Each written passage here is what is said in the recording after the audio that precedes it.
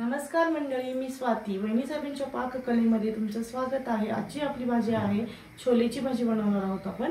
मी तुम्हाला आता छोलेची भाजी माझ्या पद्धतीने बनवून दाखवणार आहे। चला तर मग दाखवते। मग आज आपण बनवणार आहोत छोलेची भाजी। छोलेच्या भाजीसाठी लागणारं साहित्य आपण 1 वाटी छोले घेतलेले आहेत आणि ते रात्रभर थोडंसं कोमट पाणी घालून भिजत घातलेले आहेत।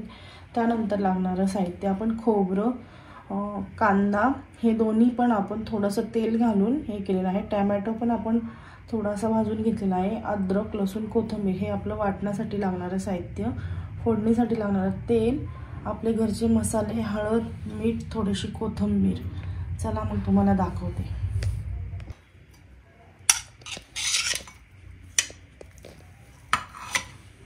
हे सगळं साहित्य आपण आता मसाला वाटून घेणार आहोत।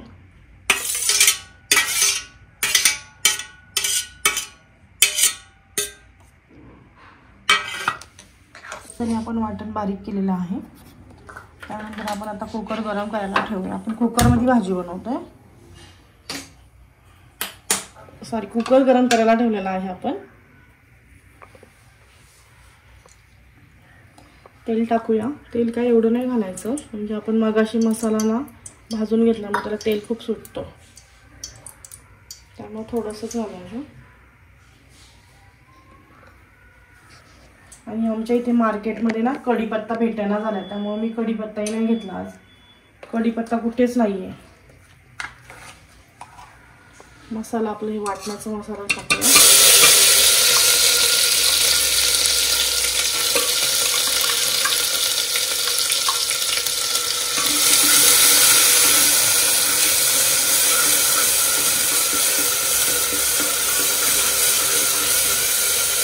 थोडंसं वाटणाचं पाणी आहे, हे टाकूया आपण।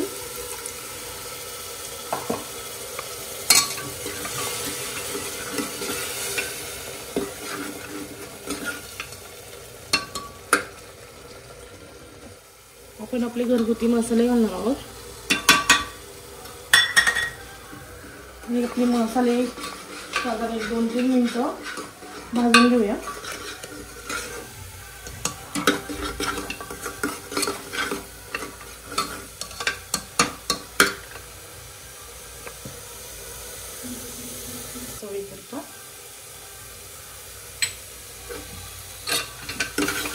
मसाल्याला चांगलं तेल सुटलं आणि छोले टाकूया।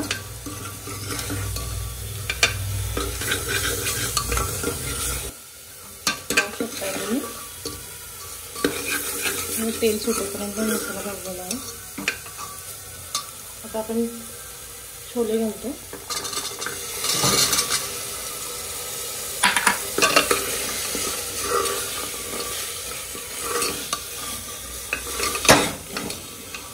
एक 2 मिनिटं चांगलं परतून घेऊया आपण छोले।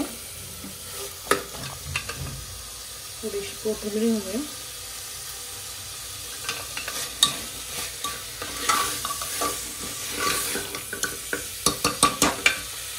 सुट्टे तेवढं मस्त दिसत आहेत। पहिला थोड्याशा ना नेहमीपेक्षा थोडी 1-2 चिट्ट्या जास्त घ्यायच्या। पाणी घालूया।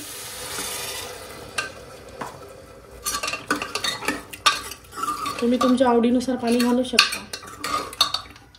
कोणाला पातळ करायचं असेल तर थोडं जास्त घाला। मी साधारण 1 तांब्या घालणार आहे पाणी।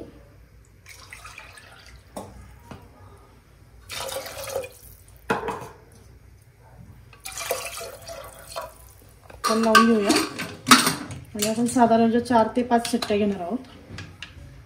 छोले शिजायला जरा वेळ लागतो ना।